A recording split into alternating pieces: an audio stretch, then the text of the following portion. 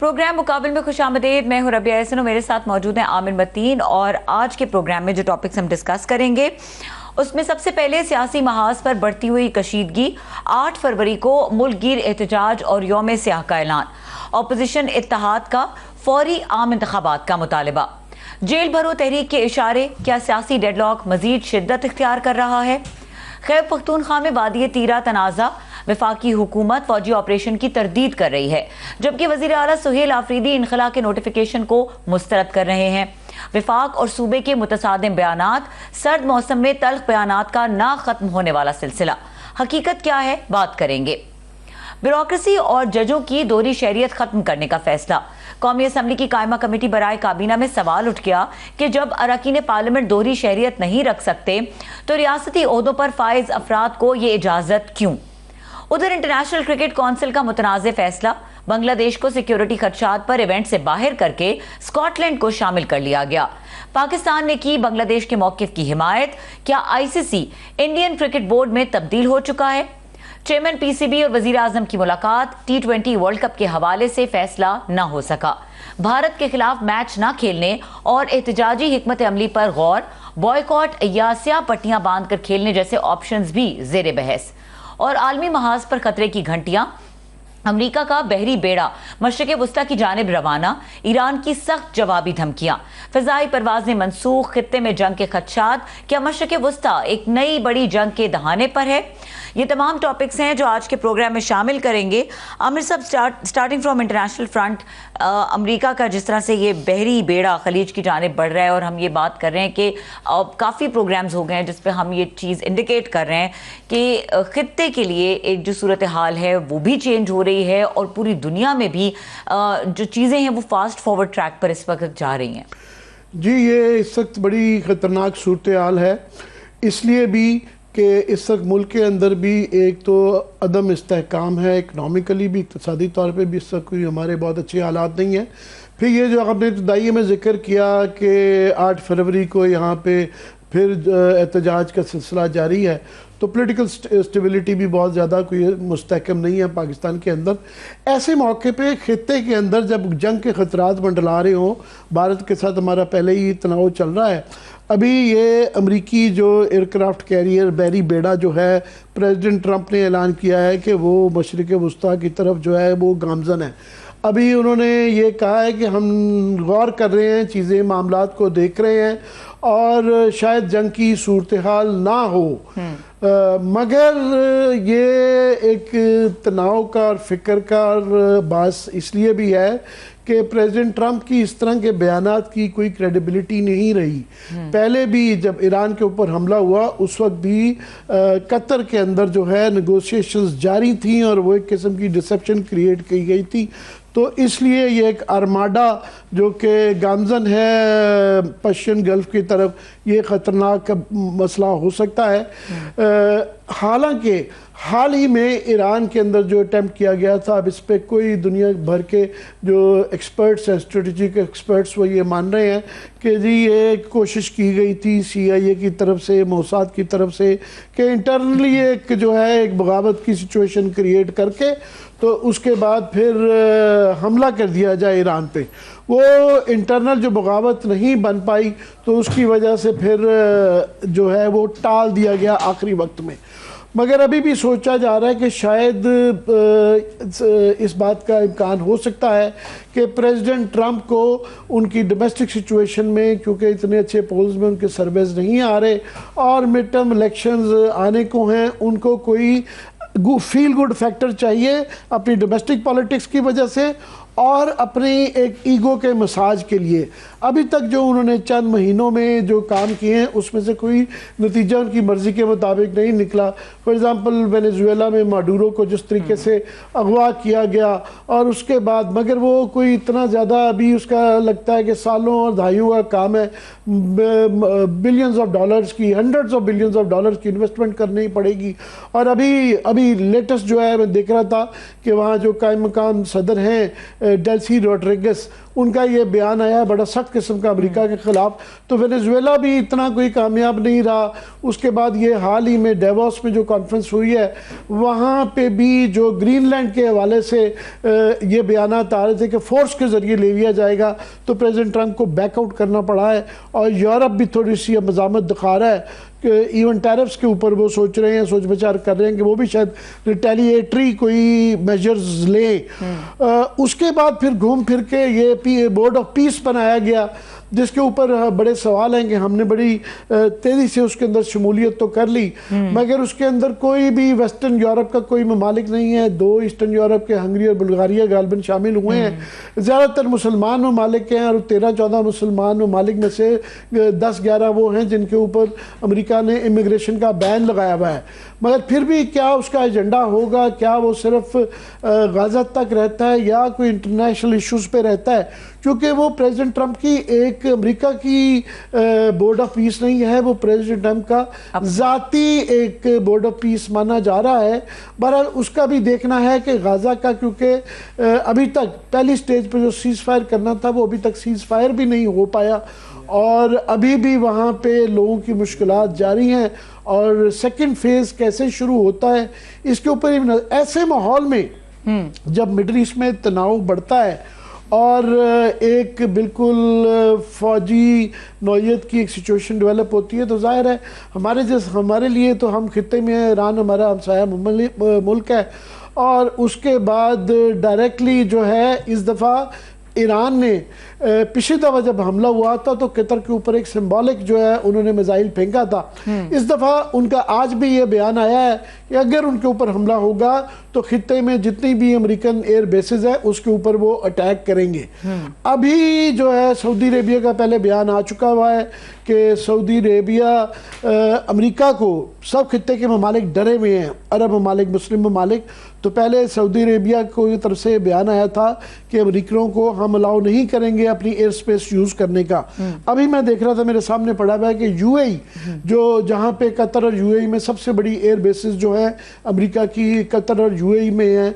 अब यूएई की तरफ से ये बयान आया है कि वो भी इशारे दे रहे हैं कि हम इस किसी किस्म की भी एग्रेसिव मुहिमजोई का हिस्सा नहीं ईरान के खिलाफ बनेंगे और हम भी ये अमेरिका को ये कह रहे हैं कि अपने अड्डे या अपनी तनसीबात इस्तेमाल नहीं करने देंगे। सो ये एक अगर जंग शुरू होती है और फैल जाती है तो हम क्या, सवाल हमारे लिए हैं कि क्या हम तैयार हैं, हमारी पॉलिटिकल सिचुएशन क्या उसके लिए कितनी वल्नरेबल है, इकोनॉमिक सिचुएशन, सिक्योरिटी सिचुएशन। तो इस पे मैं आप अपने गेस्ट का तारुफ करवा दूं तो मैं चाहूँगा पहले उनके व्यूज़ ले लें। जी, हमारे साथ मौजूद है रहनुमा तहरीक इंसाफ तैमूर सलीम झगड़ा, उनको हम वेलकम करेंगे। आमिर साहब, बात करेंगे ज़रा तीरा के हवाले से। नहीं, पहले मैं चाह रहा हूँ कि तैमूर खान से ज़रा तीरा के ऊपर भी बात करते हैं, वो भी रिलेटेड है कि अगर यहाँ पे सिक्योरिटी की जो सूरत हाल है तीरा उससे इम्पॉर्टेंट है। पर मैं चाह रहा हूँ कि अगर मिडिल ईस्ट के हवाले से आप तैमूर खान आप भी इन चीज़ों को बड़े गौर से देखते हैं, कैसे देखते हैं इस तनाव को हमारी डोमेस्टिक पॉलिटिक्स और सिक्योरिटी सिचुएशन के साथ रिलेट करते हुए? देखिए, मेरे ख्याल में जो बात और जो सवाल बार बार किया गया है कि क्या इतना इम्पोर्टेंट फैसला बोर्ड ऑफ पीस ज्वाइन करने का, जो कि पूरे दुनिया को इस नए इदारे ने जो है वो बहुत मुश्किल में डाला है, क्या इतना बड़ा फैसला बग़ैर कोई पार्लियामेंट्री डिबेट के, डिस्कशन के होना चाहिए था जिसमें यूनानिमिटी होनी चाहिए? क्या ये जो शहबाज शरीफ का बयान कि ये जो है वो कैबिनेट में डिस्कस हुआ है, ये वैसे बड़ी अजीब बात है कि कैबिनेट हुआ और कैबिनेट के होने के बाद ये सब अपने प्राइवेट जहाज़ों में जनीवा डेवोस गए और वहाँ से वापस आए और सिर्फ फिर पता चला कि कैबिनेट में डिस्कशन हुई है। अब देखें, यहाँ पे सवाल जो उठते हैं वो यही उठते हैं कि ये नॉर्मल टाइम्स नहीं है जैसे आपने कहा। अगर ये एक नॉर्मल टाइम होते तो चले आप कहते कि देखें ये एक फैसला है जो कि हमने ले लिया, लेकिन काफ़ी कुछ सवाल है ना। नंबर 1, अगर ये board of peace United Nations को रिप्लेस करने लग जाए, जो जब डोनाल्ड ट्रंप से पूछा गया कि क्या ये रिप्लेस कर सकता है तो उसने कहा कि शायद कर दे, तो फिर हमारा क्या स्टांस होगा? खास तौर पे जो हमारी सारी कश्मीर की स्टांस है वो यूनाइटेड नेशंस के रेजोल्यूशंस पे जो है वो उसकी बुनियाद है। जो सारा पैलेस्टीनियन इशू है उसकी बुनियाद यूनाइटेड नेशंस की रेजोल्यूशन है। पहला सवाल। दूसरा सवाल ये कि जब हम एक बोर्ड ऑफ पीस ज्वाइन करते हैं तो जो हरकत वेनेजुएला में हुई, जहां पे अमेरिका गया, जिसकी मजम्मत पाकिस्तान के फॉरेन ऑफिस ने की, क्या हम उसको कंडोन करते हैं? तीसरा सवाल ये आमिर, जैसे आपने उठाया कि ठीक है, मैं मानता हूं और ये अच्छा है कि एक इस्लामिक ब्लॉक के तौर पे 8 ममालिक ने बोर्ड ऑफ पीस ज्वाइन किया, लेकिन उसमें याद रखें कि ईरान का अगर आप मामला ले लें तो पाकिस्तान का ईरान पे स्टांस और बाकी अरब ममालिक का ईरान पे स्टांस, ये फर्क है।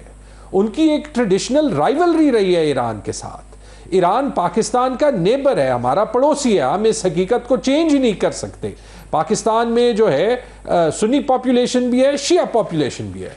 अगर कल ईरान पे हमला हुआ तो फिर उसके बाद पाकिस्तान का स्टांस क्या होगा? और मुझे यह बताएं आमिर, इस सब के बाद अगर कोई ऐसी सिचुएशन आई जहां पाकिस्तान को इससे विड्रॉ करना पड़ेगा, तो क्या बेहतर था कि हम पहले ही इसको ना ज्वाइन करते क्या बेहतर था कि हम बगैर डिबेट किए, बगैर कोई ट्रांसपेरेंसी एक इतना बड़ा फैसला ले लें? क्योंकि याद रखें पाकिस्तान ने तारीख में ऐसे बड़ी तारीखी मिस्टेक्स किए।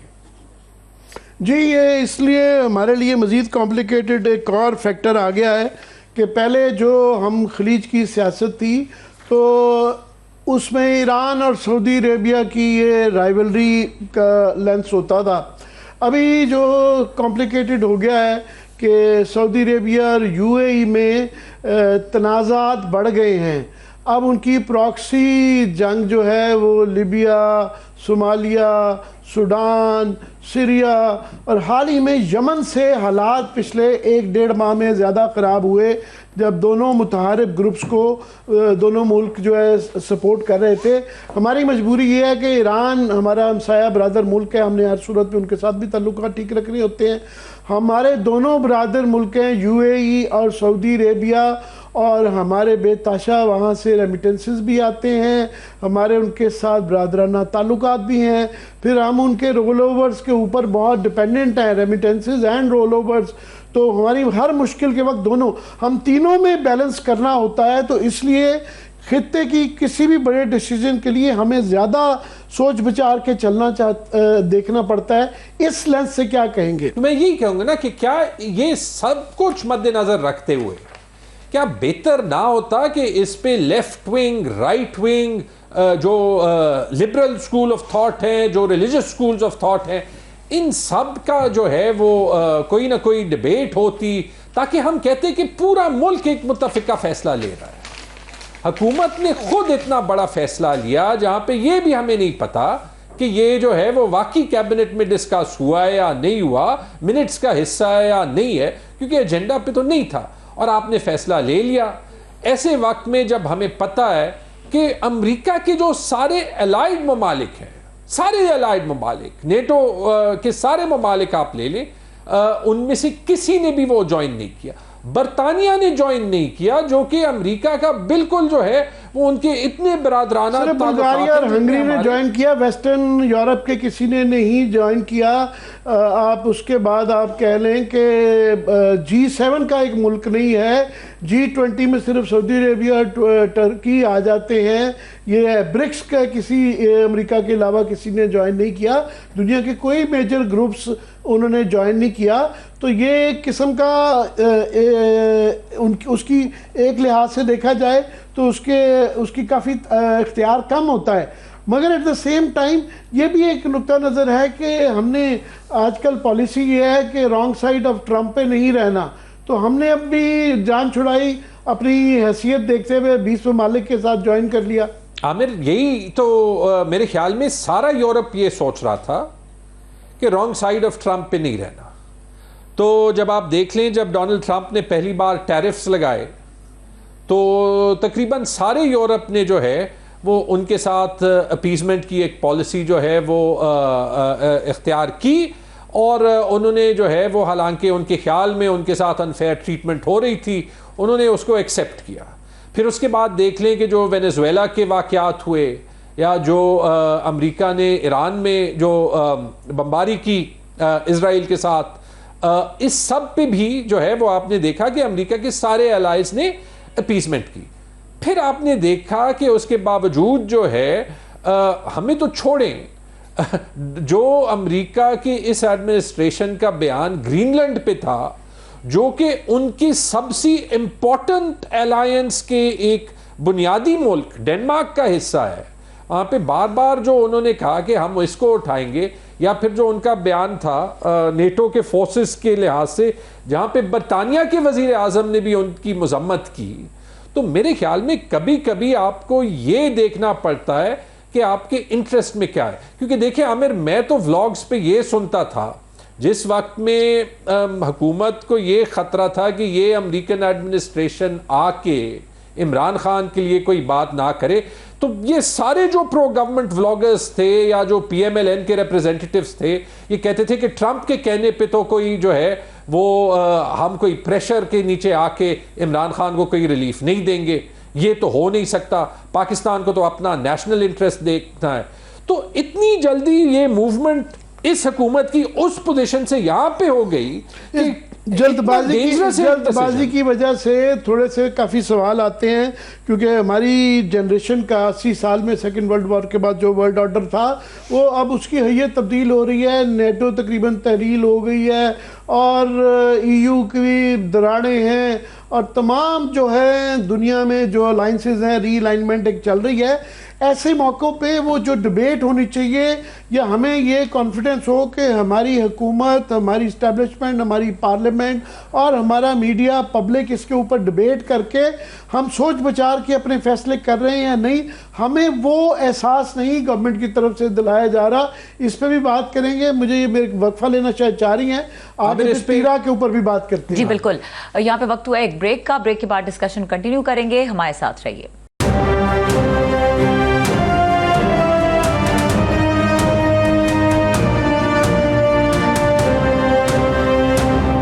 Welcome back. आमिर साहब, जिस तरह ब्रेक से पहले कह रहे थे कि हम बात करेंगे कुछ तीरा के हवाले से, हमारे साथ ब्यूरो चीफ 92 न्यूज़ पेशावर मौजूद हैं, मुमताज़ बंगश। उनसे ज़रा ग्राउंड रियलिटीज़ भी जान लेते हैं। जी मुमताज़ बंगश से बिल्कुल लेते हैं। इस वक्त जो है तीरा की सिचुएशन जो है वो बड़ी ही ख़राब है, और जो एक दो दिन से वहाँ इमेजेस आ रहे हैं कि एक्सट्रीम सर्दी के अंदर, बर्फ़बारी के अंदर नकल मकानी लोग कर रहे हैं, बच्चे हैं, बूढ़े हैं, और जो इमेजेस आए हैं उससे दिल दहल जाता है, और पूरे मुल्क के अंदर उसे एक तकलीफ़ का अमल है, और एक बहुत ज़्यादा कन्फ्यूजन है कि पता नहीं चल रहा कि किसकी ज़िम्मेदारी है। अगर प्रोड्यूसर पहले अगर आप दिखा सकें जो तारड़ साहब ने क्या कहा है। तौर पे नकल मकानी करना चाहते हैं, और जब मौसम की शिद्दत होती है तो हर नकल मकानी का एक सिलसिला होता है, और जिस तरह मैंने कहा कि जो बाकी मामलात हैं इंटेलिजेंस बेस्ड ऑपरेशंस होते हैं और वो एरिया स्पेसिफिक होते हैं, उसके अलावा कोई ऐसे ऑपरेशन का तासर देना कि जी फौज ऑपरेशन करने जा रही है इसलिए वो खाली करा रही है इलाके को। IBOs होते रहते हैं, इंटेलिजेंस बेस्ड ऑपरेशंस, और वो चलते रहते हैं और उनकी रिजल्ट्स भी सामने आ रहे हैं अल्हम्दुलिल्लाह। तो ये एक क्लैरिफिकेशन थी जो कल हमने जारी की, और हम समझते हैं कि जो नासिर ये एक तासर देना चाहते हैं कि एक ये इनखला है, वो गलत तासर दे रहे हैं और गलत खबरें फैला रहे हैं, और इन गलत खबरों को देखते हुए, इसका नोटिस लेते हुए कल वज़ारत इत्तलात ने एक मरासला जारी किया। जी बंगे साहब, अगर हमारे साथ यहाँ तैमूर खान झगड़ा भी स्टूडियो में मौजूद हैं, ये तो सारी उन्होंने सूबाई हुकूमत में डाल दी। आप बताएं असल हकीकत वहाँ है क्या, और ये कन्फ्यूजन क्या है। शुक्रिया आमिर साहब। दरअसल हुआ ये था कि ये 28 अक्टूबर को डिप्टी कमिश्नर खैबर ने खैबर पख्तूनख्वा हुकूमत को एक ख़त लिखा था, और उस ख़त में ये कहा गया था कि तिरा खुसूसन वहाँ पे एक इलाका है जिसको बाग का इलाका कहा जाता है, और उसने इस बात की दो चीज़ें उस मुरासले में उन्होंने लिखी थी डिप्टी कमिश्नर खैबर ने। एक तो ये कि उसने ये कहा था कि ये जो नक्ल मकानी होगी ये पार्टिकुलरली जो एरिया है बाग के इलाके से होगी, तिरा का जो इलाका है, और दूसरी ये उन्होंने निशानदेही की थी कि ये जो नकल मकानी होगी ये 10 जनवरी से शुरू होगी, तो इसलिए उसकी तैयारी की ज़रूरत पड़ेगी। फिर हुआ ये कि तिरा में जब वहाँ से नकल मकानी होगी तो डीसी ने यह भी कहा था कि ट्रांसपोर्ट, खुराक, नकद इमदाद जो है वहाँ ट्रांजिट और रजिस्ट्रेशन पॉइंट और इसके अलावा उनको रिलीफ देने की जो जिम्मेदारियाँ हैं वो सूबाई हुकूमत अदा करेगी। इसलिए उनके लिए उसने हुकूमत से ताउन मांगी थी कि इस सिलसिले में उनके लिए जो इंतजामात हैं वो करने पड़ेंगे। तो 28 अक्टूबर से लेकर 10 जनवरी तक काफ़ी टाइम था। अगर हम ये सारी चीज़ें बीच से निकाल लें कि किसने कहा है किसने नहीं कहा, लेकिन अगर इंतजामात कर लेते तो एक बात उसमें जहन में आती है कि 28 अक्टूबर से 10 जनवरी तक काफ़ी इंतजामात हो सकते थे। फिर अचानक सेक्रेटरी महकमा रिलीफ ने 26 दिसंबर को खैबर में हंगामी हालात का ये कहकर निफाज किया कि वहाँ पे चूँकि रज़ाकाराना तौर पर वापसी हो रही है तो इसलिए उसके तमाम इंतजामात जो हैं वो सूबाई हुकूमत ने करने होंगे, और मुतालिका जो डिप्टी कमिश्नर है, जो डिप्टी कमिश्नर खैबर है, उनकी थ्रू ये जिम्मेदारियाँ उनको निभाने के लिए कहा गया। फिर जब इनखिलाफ शुरू हुआ तो बीच में बर्फबारी का सिलसिला शुरू हो गया, और अब जिस तरह आपने जिक्र किया वहाँ पे लोग काफ़ी मुश्किलात से तो चाह रहे हैं, और न सिर्फ ये बल्कि अब तो आज और कल बर्फबारी की मजीद भी पेशगोई की गई है। तो अगर यही सूरत हाल रही तो ऐसे लोगों की मुश्किलात में एक बार फिर इजाफा हो जाएगा। लेकिन आमिर साहब, मैं आपको एक चीज़ की ये निशानदही कर लूँ कि अगर ये रज़ाकाराना तौर पर वापसी थी या जिस तरह वफाकी हुकूमत कह रही है कि इस सिलसिले में चूँकि ये जो इंटेलिजेंस बेस्ड ऑपरेशन है तो उसके लिए नकल मकानी की ज़रूरत नहीं थी, तो वाकई पे नकल मकानी की ज़रूरत नहीं थी। लेकिन अगर ये माना भी जाए कि ये सब कुछ ठीक है, डिप्टी कमिश्नर ने भी आगाह किया था और ये इंटेलिजेंस बेस्ड ऑपरेशन थे और उसके लिए कोई नकल मकानी की ज़रूरत नहीं थी, तो एक सवाल जो जहन में उठता है वो ये है कि फिर उस जरगे की ज़रूरत क्या थी कि जिसमें अफरीदी अक़वाम और दीगर वहाँ पे जो अक़वाम हैं उनको एतमाद भी लिया गया और उनसे उन्होंने ये मिलकर इस बात से इत्तेफाक किया कि हाँ रज़ाकाराना तौर पर वापसी होनी चाहिए। वैसे भी आमिर साहब, एक टेक्निकल बात यह है कि इस इलाके में बड़े पैमाने पर बर्फबारी होती है, तो इस मौसम में वैसे भी लोग जो हैं उन इलाकों से उतरते हैं। इन लोगों के घर होते हैं या तो बाड़ा में हैं या फिर ये पेशावर मुंतकिल होते हैं आम रूटीन में भी, क्योंकि इन हालात में उनको उधर रहना भी इतना आसान काम नहीं है। लेकिन जब रास्ते में ऊपर जाए तो तकलीफ में मुमताज बंगई साहब वो मुश्किलात का सामना नहीं होता।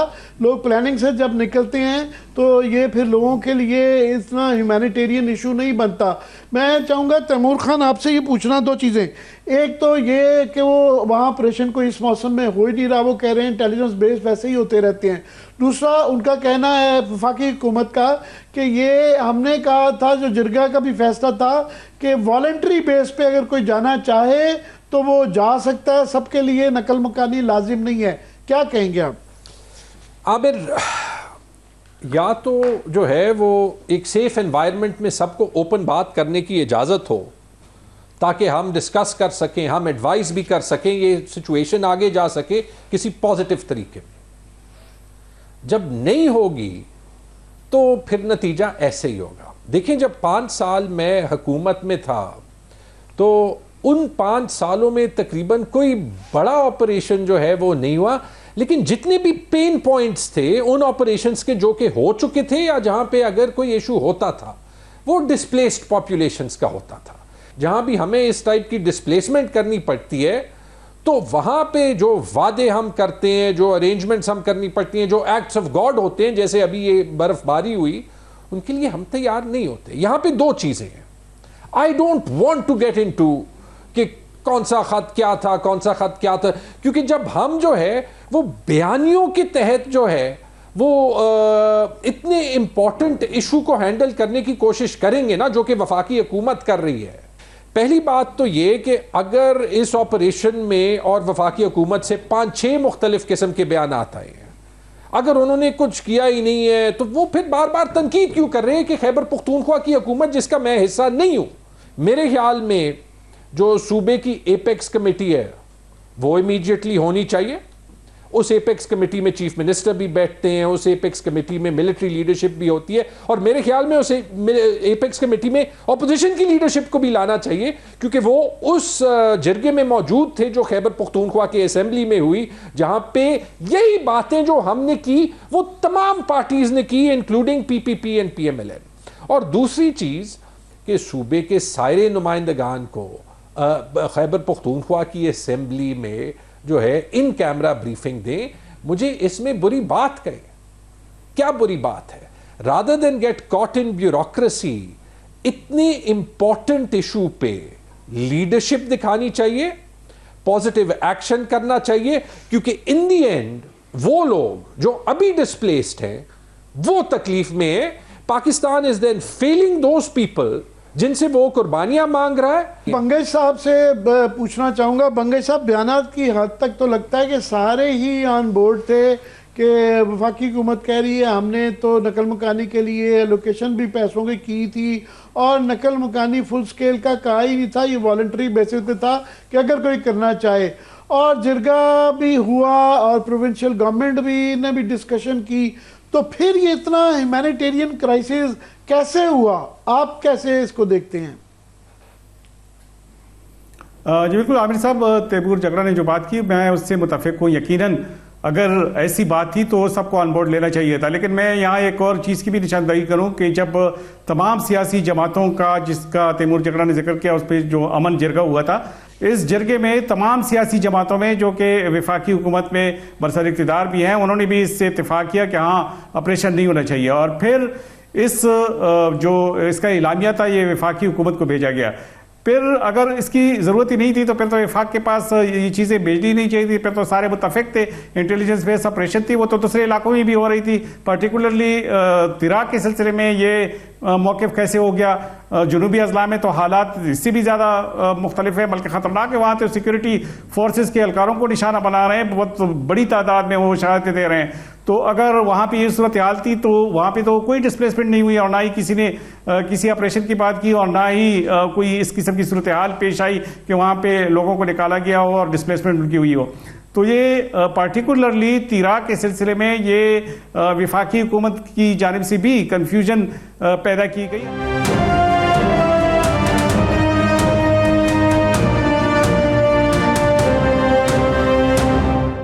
जब वफाक की जानिब से ये बात की जाती है कि वहाँ से ऑपरेशन हो रहे हैं तो उनको तो उनकी रजामंदी से ही ये बात हुई होगी। अब बात यह है कि रज़ाकाराना तौर पे अगर ये हो रही थी, ये सब कुछ हो रहा था, तो फिर भी वफाक को इस सिलसिले में बजाय इसके कि सूबाई हुकूमत पर इल्ज़ाम लगाए आगे आना चाहिए और उन लोगों की दादरसी होनी चाहिए जो इस वक्त मुश्किलात का शिकार है। ये कह के कि सूबाई हुकूमत की जिम्मेदारी है, उसको ये करना चाहिए, ये नहीं करना चाहिए, ये तो ब्लेम गेम के अलावा मेरे ख्याल में और कुछ नहीं है। अब जब एक बात हो गई है, जिम्मेदारी जिसको भी है, लेकिन चूंकि सफर कर रही है वही अवाम जो वहाँ पे बर्फबारी में, सख्त सर्दी में वो उसका मुकाबला कर रहे हैं। अभी ये जिस तरह बता रहे हैं कि अभी अभी ये ऑन गोइंग क्राइसिस चल रहा है और बर्फबारी का इम्कान है और अभी ये बला टली नहीं है। मैं चाहूँगा तैमूर खान, आप वक्फे से पहले हम बिग पिक्चर में इसको देख रहे थे कि एक ये क्राइसिस तिरा में चल रहा है और जो इंटेलिजेंस बेस्ड ऑपरेशंस हो रहे हैं, बलूचिस्तान के अंदर से भी इतलाइयाँ, सिक्योरिटी इशू है, फिर साथ में एक पॉलिटिकल इशू भी है। 8 फरवरी को आप लोगों का एहतजाज है और एक बड़ी मज़ामती सा माहौल है। फिर इकनॉमिक सिचुएशन भी मैं आपसे बाद में तफसीलन डिस्कस करूँगा कि इस वक्त जो कोई मल्टीपल हमारे डेफिसिट चल रहे हैं, खसारा जो है तजारती भी है, करंट अकाउंट का भी है, रिजर्व्स का भी इशू आ रहा है, और इंटरनेशनल भी हमने डिस्कस की। क्या ओवरऑल मिला के देखते हैं स्टेट ऑफ अफेयर्स? आपने बहुत सवाल एक साथ जो है वो but how do you mix up कि क्या करें इसको बड़े तनाजुर में? देखिए, इसका हाल एक ही है। आप पीटीआई को जो है वो एनिमी नंबर 1 मुल्क का ना समझे, सब कुछ ठीक हो जाएगा। देखें, ये हो नहीं सकता कि एक सूबे में 115 सीटों में से 110 सीटें एक पार्टी जो है वो जीते और फिर आप कहें कि ये एंटी स्टेट है या इनका कोई पॉलिटिकल टेरर नेक्सस है। कि ये तो फिर आप अवाम को देख लें, चले 110 नहीं जो 18 सीटें आपने हमसे सूबे में छीन ली। 115 में से 92 सीटें भी कभी किसी सूबे में इस रेशो ने से किसी ने नहीं जीती।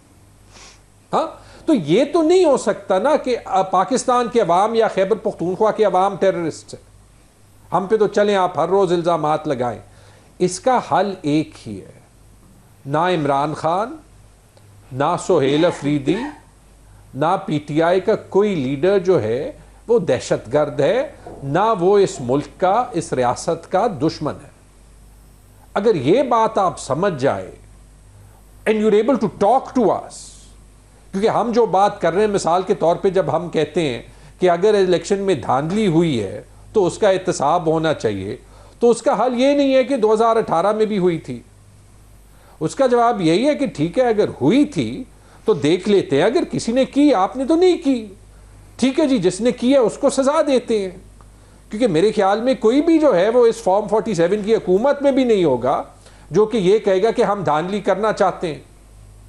तो अगर हम ये मुनासिब बातें जो है वो कह रहे हैं तो ये हमें दहशतगर्द तो नहीं बनाती ना। और इसका एक और फायदा भी होगा आमिर, पर ये लैक ऑफ कोऑर्डिनेशन का जो अल्टीमेटली जो सफ़र करती है वो अवाम ही कर रही है और करती है। मैं आपकी मौजूदगी का फ़ायदा उठाते हुए मैं मिस नहीं करना चाहता इकॉनमी के ऊपर कि अभी जो पॉलिसी रेट के ऊपर तमाम जो पाकिस्तान की बिज़नेस कम्युनिटी ने ख़ास तौर पे उम्मीदें लगाई हुई थी कि स्टेट बैंक जो है 10.5% से उसको कम करेगा, आज उन्होंने उसको बरकरार रखी हुई है। हालांकि बिज़नेस कम्युनिटी बार बार कह रहे हैं कि टेक्सटाइल 8% जो है उसकी एक्सपोर्ट्स कम हो गई हुई है, कोई 450-150 के करीब जो है एटमा के यूनिट और 400 जिनिंग यूनिट वो बंद हो गए हैं।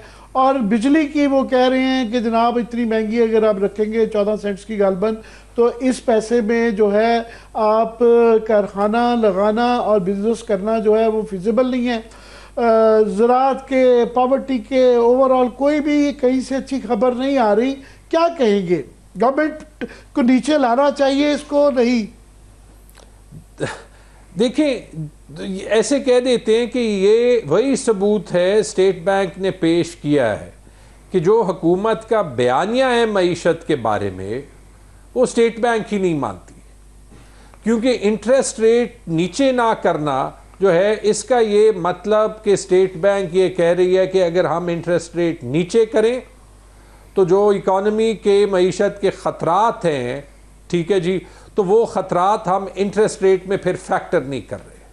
इसके 2-3 जो है वो आप मतलब जो है वो ले सकते हैं, ठीक है जी। नंबर 1 ये कि इंटरेस्ट रेट नीचे करने का मतलब ये कि थोड़ी ज़्यादा जो है वो इकोनॉमिक एक्टिविटी होगी।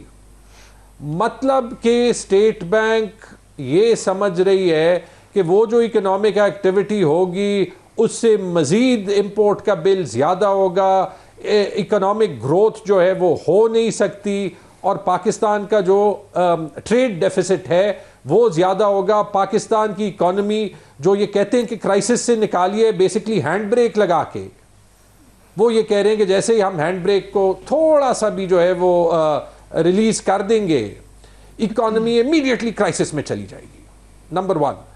नंबर 2 ये कि देखें मतलब जो पाकिस्तान की इकोनॉमी के हालात हैं वो 10% भी है, इसलिए भी ला चुके हैं क्योंकि आपको भी पता है, मुझे भी पता है। तो उसमें एक तो ये कि वो जो रुपए की डॉलर के खिलाफ पैरिटी है वो इन्होंने एक बार फिर रोकी हुई है, ठीक है जी, क्योंकि जब वो इंटरेस्ट रेट नीचे करेंगे तो अभी जो 3 साल के अंदर उन्होंने कोई बताया जाता है $20 बिलियन मार्केट से लिए हैं।